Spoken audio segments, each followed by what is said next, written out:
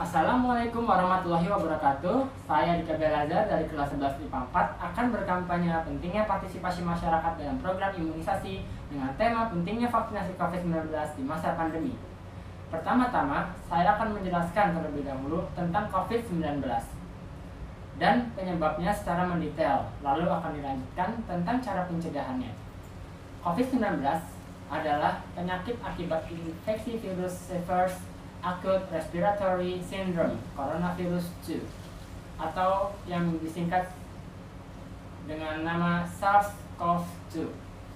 COVID-19 dapat menyebabkan gangguan sistem pernapasan, mulai dari gejala yang ringan seperti flu hingga infeksi paru-paru seperti pneumonia. Kasus pertama penyakit ini terjadi di kota Wuhan, Cina pada akhir Desember 2019. Setelah itu, COVID-19 menular antar manusia dengan sangat cepat dan menyebar ke sejumlah negara termasuk Indonesia hanya dalam beberapa bulan. Agar penyebaran COVID-19 tidak makin meluas, beberapa negara memberlakukan kebijakan lockdown.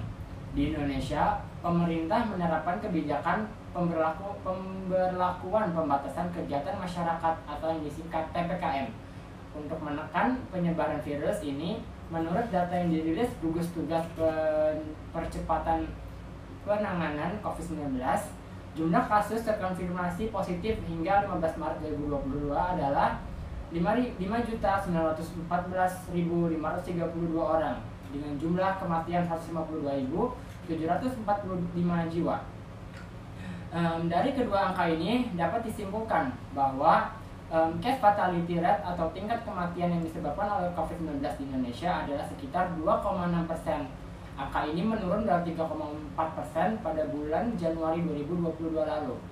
Case fatality rate merupakan persentase jumlah kematian dari seluruh kasus positif COVID-19 yang sudah terkonfirmasi dan dilaporkan.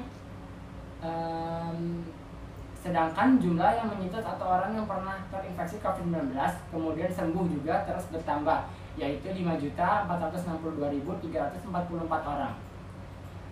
Lalu COVID-19 disebabkan oleh SARS-CoV-2, yaitu virus jenis baru dari coronavirus. Infeksi virus corona bisa menyebabkan infeksi pernafasan ringan sampai sedang, seperti flu atau infeksi sistem pernafasan dari paru-paru seperti pneumonia. Lalu COVID-19 awalnya ditularkan dari hewan ke manusia. Setelah itu diketahui bahwa infeksi ini juga bisa menular dari manusia ke manusia. Penularannya bisa melalui cara-cara berikut. Yang pertama, tidak sengaja menghirup percikan ludah yang keluar saat menderita COVID-19, bersin atau batuk. Memegang mulut, hidung atau mata tanpa mencuci tangan terlebih dahulu. Lalu setelah menyentuh benda yang terkena percikan ludah penderita COVID-19, misalnya uang atau gagang pintu, dan kontak jarak dekat kurang dari 2 meter dengan penderita COVID-19 tanpa menggunakan masker. Lalu CDC dan WHO menyatakan COVID-19 juga bisa menular melalui partikel zat di udara. Meski demikian, cara penularannya ini biasanya terjadi dalam prosedur medis tertentu seperti bronkoskopi, intubasi endotrakeal, hisap lendir, dan pemberian obat sirup melalui nebulizer. Penularan melalui udara ini juga bisa lebih mudah terjadi di tengah kerumunan orang, khususnya di dalam ruangan tertutup. Lalu, sekarang saya akan menjelaskan cara pencegahan untuk mengatasi COVID-19. Untuk cara pencegahannya biasanya dilakukan dengan cara vaksinasi. Vaksinasi COVID-19 merupakan salah satu upaya pemerintah Indonesia dalam menangani masalah COVID-19. Vaksinasi COVID-19 bertujuan untuk menciptakan kekebalan kelompok herd immunity agar kita menjadi lebih produktif dalam menjalankan aktivitas kesehariannya.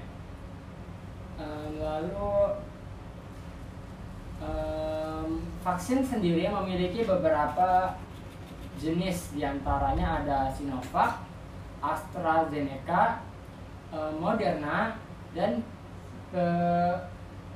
Pfizer. Vaksinasi juga memiliki 4 manfaat, diantaranya yang pertama adalah merangsang sistem kekebalan tubuh.